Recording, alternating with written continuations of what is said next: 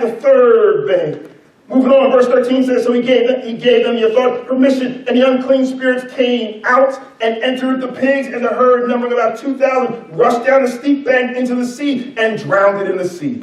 Verse 14 then tells us that the herdsmen fled and told it in the city. Those who were dealing with the pigs, that this was their livelihood. They heard it in the city and they told it in the city and in the country, and people came to see what was that had happened.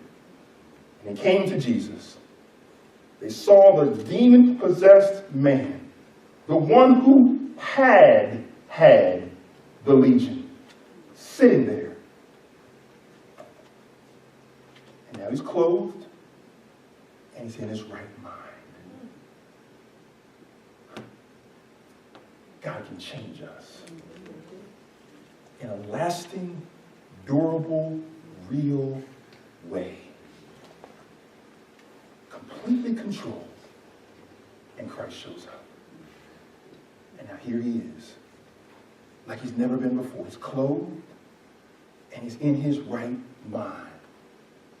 And wouldn't it be awesome if when God changes us, when God speaks to us, that all would celebrate with us and say, oh, I'm so happy for what God is doing in your life. This is great. This is wonderful. The herdsmen show up, and they're upset because their money has been messed with.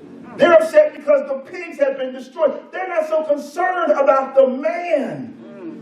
It's Christ who says, I'm concerned about a man. I'm concerned about a person whose life is being controlled by what is unholy and what is not of me. I'm going to get in a boat and go and see about this man that everybody else has pushed to the side, has chained, has thrown him into the cemeteries, into the tombs. But it's Christ alone who has compassion. And the herdsmen beg for Christ to leave.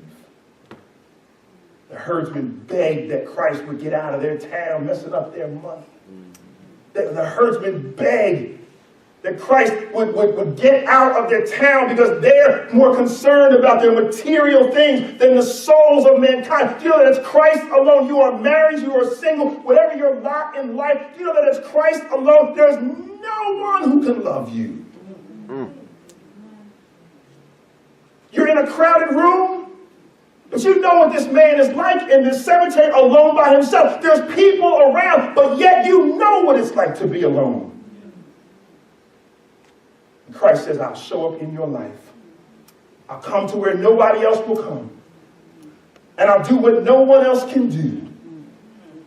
I'll make myself available and known to what is unclean and what is unholy and what has given shape to your life, what has been guiding your tongue and guiding your thoughts. He says, when I show up in your life,